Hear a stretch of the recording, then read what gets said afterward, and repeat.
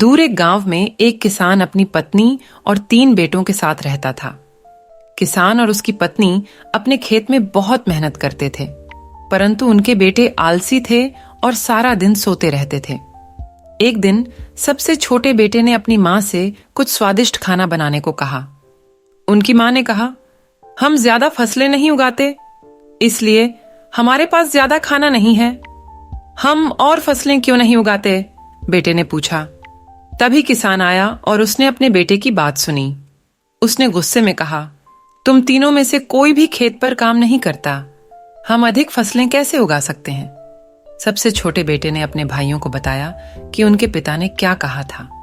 उन दोनों ने कहा, हम अच्छा खाना खाना चाहते हैं, लेकिन हम काम नहीं करना चाहते। लेकिन सबसे छोटा बेटा खेत में अपने माता पिता की मदद करने लगा। जल्द ही खेत हरी भरी फसलों से भर गया। एक दिन अन्य 2 बेटे थे, एक पेड़ के नीचे आराम कर रहे हैं। तभी उन्होंने देखा कि बकरियों का एक झुंड फसल खा रहा है। वे दोनों उठे और जानवरों को भगाने लगे।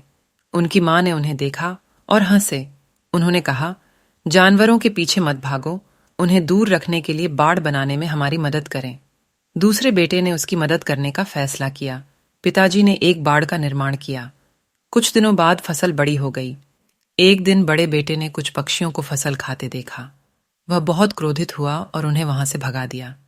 पिता हंसे और बोले, पक्षियों का पीछा मत करो, आप बिजूका बनाने में मेरी मदद क्यों नहीं करते?